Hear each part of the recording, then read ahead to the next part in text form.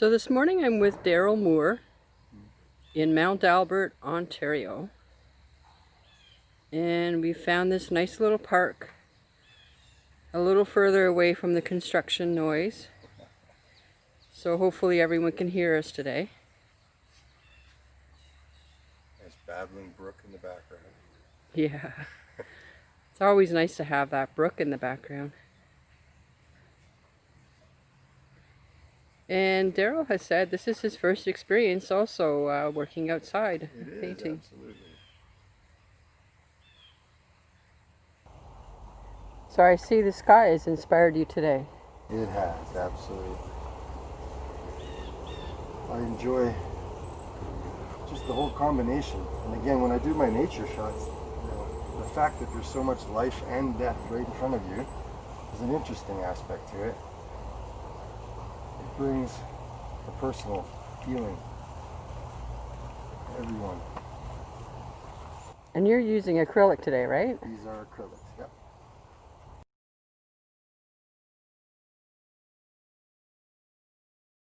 So has art always been something that you've been attracted to even as a child, or is it something that developed over time? I had a rather rough upbringing, so I used comic books as an escape.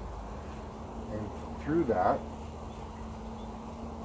I spent many, many hours just absorbing the techniques of all those great artists in the 70s, all those Stan Lee and Mike Ditka, all those incredible artists that took little children like myself and brought them into a new world and showed them what the good guys did. Right. It was a big inspiration for me, that was what good people were. So through that, without even realizing it, art became a motivating force in my life. I ended up doing some time working in theater, which was a connection that I had with my wife, who was an artist from Europe. She was a movie actress from the Czech Republic. She do anything that we might recognize?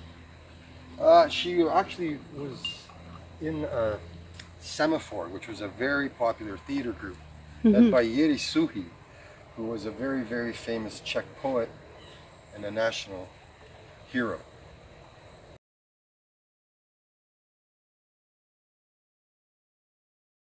So why was painting so important to you growing up? It was a place where I could put and let out my emotions. A place where I could express what I was feeling and feel a sense of accomplishment or relief doing so. That led me to aspire more and more and more and get better and develop techniques. So finding that place where I could freely express my emotions, I guess that would be the key thing that art was going to do. I didn't ever plan to be a professional artist. I did have aspirations to be a musician at some point. But Yeah, I think we all wanted to be a rock and roll hero. well, I was actually pretty good at it and it was fun. So, and I had a lot of friends who actually went on to do very well with music. So. What inspires you most in your artwork? In my artwork? Yeah. I love the fact that whenever someone looks at one of my pieces or comments on my pieces, it brings out emotions in people. I find that overall we tend to keep our emotions bottled up. And a lot of people don't get to experience or enjoy making other people happy. I really enjoy the fact that my art makes people happy. It's a simple thing, but it's not something you get to do all the time. So you weren't always an artist. What were you doing before you decided to get involved in more into your artwork again? Well, as I said, I was a stay-at-home father for a large period of time who ran a construction company. Right. And raised 4 boys, while my wife ran a graphic design company with her partners.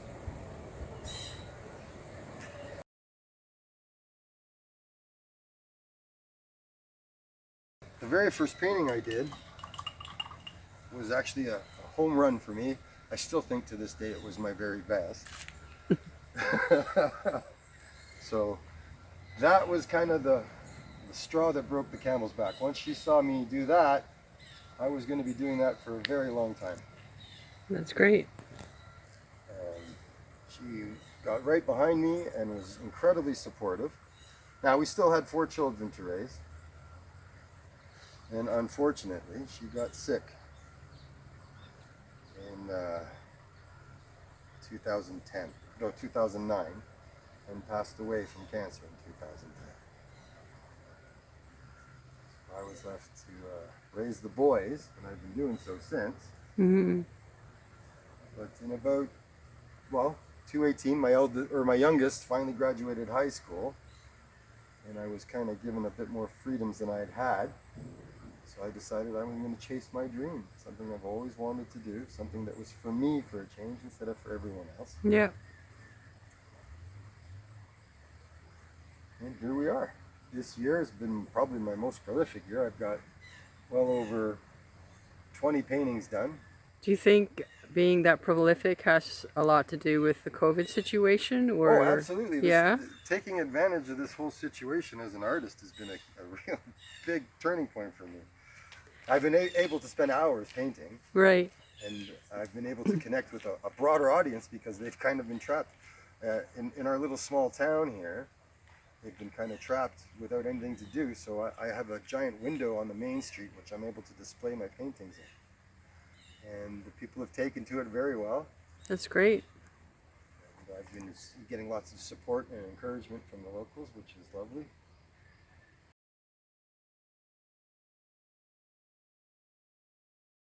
So at this point, I usually get the artist to share a few things that they have learned over the years that might be helpful to other artists who are starting up their careers.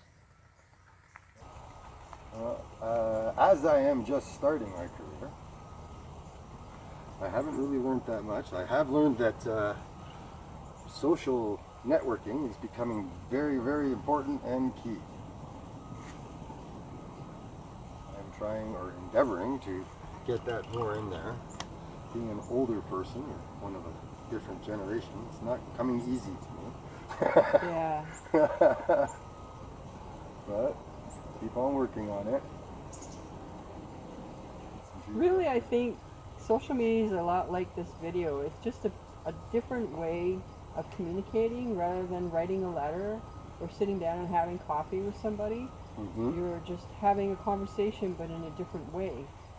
So even when you're posting on Facebook, say, or Instagram, you're having a quick conversation with people about who you are, what you're doing, what your dreams are, what your hopes are, that sort of thing. You don't have to go to expensive paint stores to get your paint. There you go. See, I knew you knew stuff that you can share. All these little places have the same products at usually the same prices, if not cheaper most of the time, because they buy in bulk. This is something I've just found out recently. I spent a lot of time going to Curry's and so forth. Yeah. So you've experimented with like the high-end canvases. Well, some artists that I've spoke with said they only use one particular paint, for example. I use all different ones, and I use them blended on the same canvas. Yeah. Because Golden's yellow is a little bit different than someone else's yellow, for example. Yeah. So when you put the two together, you get just that shade difference. Yeah. That creates the depth or whatever it is you're going for. So I've done that quite often, actually. I mix brands, if you would. Yeah. Yeah, I follow an artist on YouTube. His name is Rafi. Mm-hmm. Rafi Perez, and his wife's name is Clee. And they do videos almost every week. And one of the things he really talks about is just experiment. Just try stuff. Yeah, different like, things. Don't be afraid to get outside of your comfort zone and try things. Because that's when all the discoveries happen. Yeah. You never know. I love, as I said, Bob Ross is one of my biggest influences in the whole art idea, and I love what he said time and time again. In art, there are no mistakes, just happy accidents. Yeah. I mean, you can go to try to create something with every single painting. When you make a mistake, the more you apply to repair it or to fix it, the more depth, the more precision you get out of it. It always gives it more character. Yeah. So I purposely will do a very large scale face, for example, in a portrait. And as I chip away at the mistakes, it becomes more and more realistic because of the layers that I put in. Yeah. And I find making the mistakes sometimes is much better. Yeah.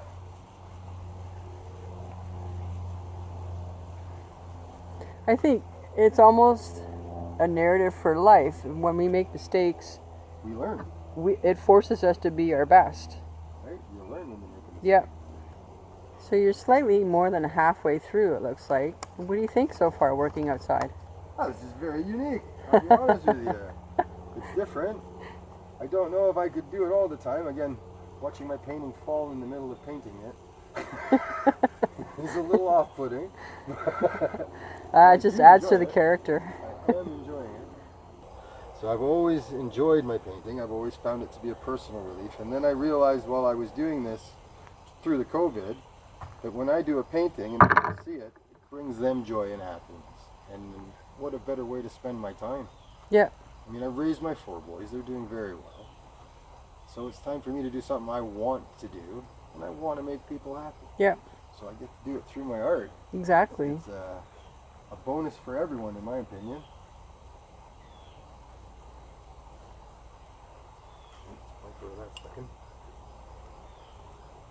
So having said that, where do you see yourself in 10 years from now? 10 years from now, that's a good question. Well, I'd hope to be doing this full time, to be honest with you. If I could just be doing painting and commission pieces, and hopefully watching some grandchildren, I guess, I'd be pretty happy. I mean, that's kind of the goal for me. Right. All this is about, you know, as an artist, I don't intend to ever be rich as an artist, because if you do, you're doing the wrong thing. But I do hope to leave something for my children. Yeah. And if my paintings are liked enough that they're valuable to my children when I'm gone, then I've done something rather nice. Yeah. And that's kind of my whole goal. Not to mention watching me, just my sons watching me pursue my dream, is an inspiring thing for them as well. Oh, 100%. So try to lead by example. Yeah.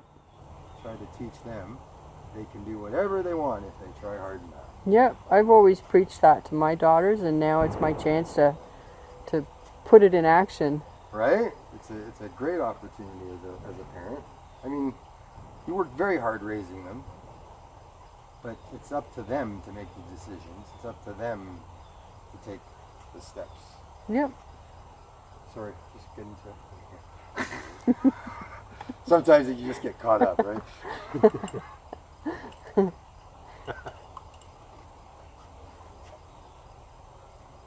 But for me, this is all about something I enjoy. And the beauty of it is that I'm finding, I guess this would be one of the things I could teach your viewers, more people like art than you think.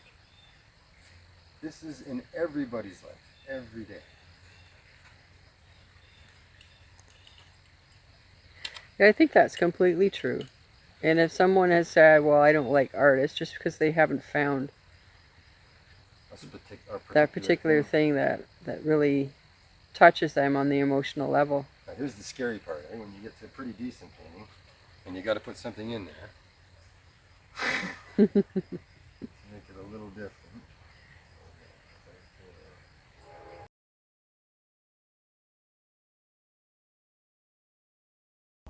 So it's been really great hanging out here with you today, Daryl. Thank you. Wonderful meeting. I don't know what I love most about doing this little project. Is it meeting people, or the road trips, or the scenery? It could just be everything all put in together.